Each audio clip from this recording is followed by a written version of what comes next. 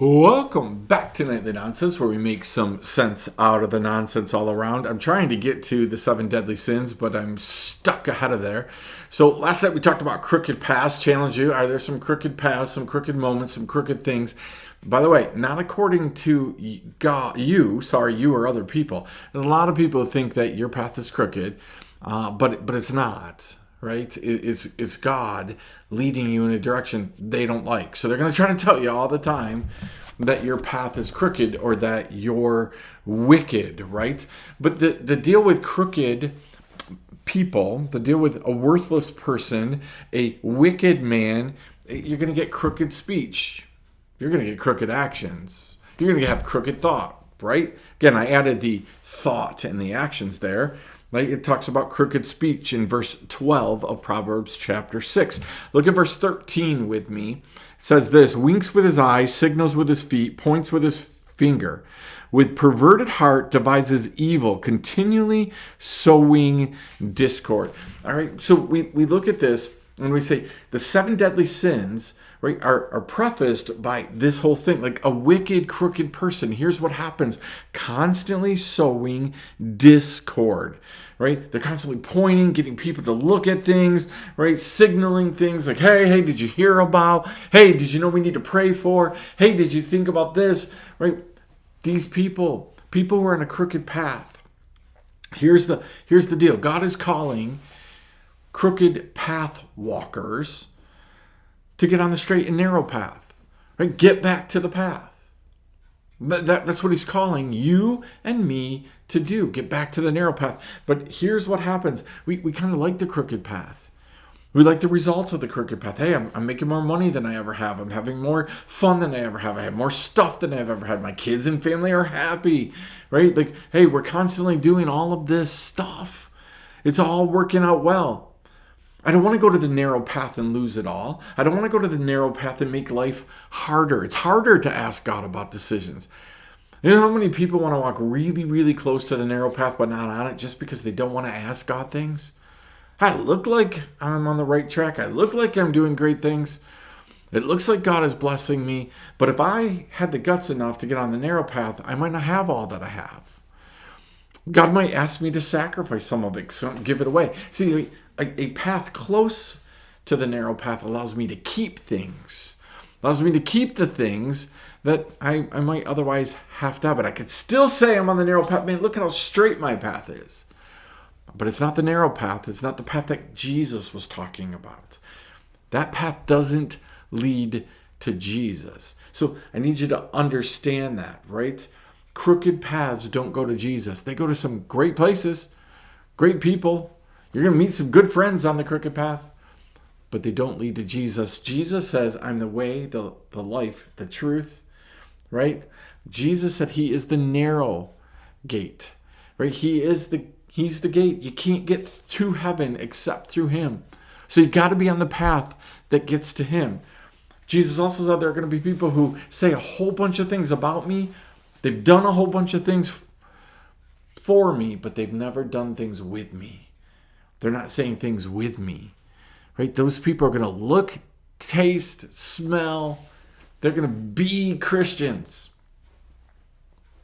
but they're not, right? So the crooked path, the crooked man, constantly sowing discord. Why? Because he constantly wants people to come over to his path. He doesn't want to get off the crooked path, but he wants to feel better. So if I can get the people on the narrow path to come to the crooked path, then I look, there, these people are all there.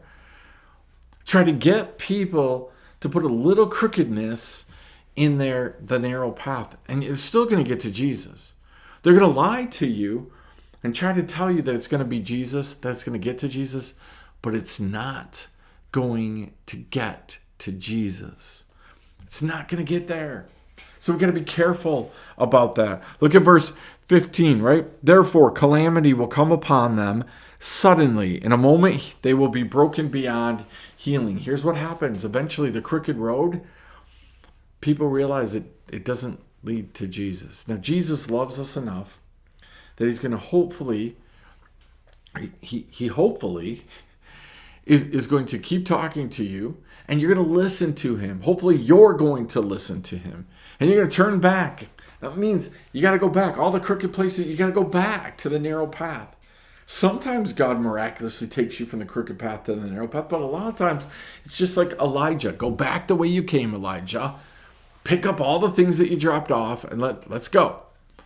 Right? So we gotta go back. So sometimes God will cause calamity on our crooked path, because that's where it's leading to. It's leading to an eternal calamity. Eternal destination away from Jesus. He's not at the end of the path. He isn't going to welcome you in and say, well done, my good and faithful servant. So in order to avoid that, well, God will allow calamity to fall, hopefully waking you up, hopefully straightening out the path, hopefully getting you to where you need to be. So again, this is the preface of the deadly sins that make a person wicked, that are going to draw a person into this kind of a lifestyle. We're going to look at those the next couple days, maybe longer, but we're going to look at those and see what is it that draws people to the crooked path. What happens once you're on the crooked path? We've already talked about that, but here the details are coming. Tonight, what I need you to chew on, right, is you need to look at this, what I just read to you. Go into Proverbs chapter 6, read verses 12 right through 15, and look and say, hey, would God declare that you're in the crooked path, that you're a wicked person, right, that you're a worthless person? Would God declare that about you? Not would you declare that about you, but would God declare that? Because you're sowing discord everywhere you are.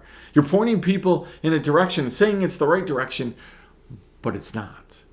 Is your lifestyle, is your words, are your actions, are they causing people to think that you're on a narrow path and you're not? That's what happens with the crooked person, trying to constantly convince people that this curvy path that you're on is the narrow way, it's a straight way, but it's not. It's not going to lead you to Jesus. Are you on the path that's going to lead you to Jesus? Hey, we're going to pick it up right here tomorrow night. Nightly Nonsense.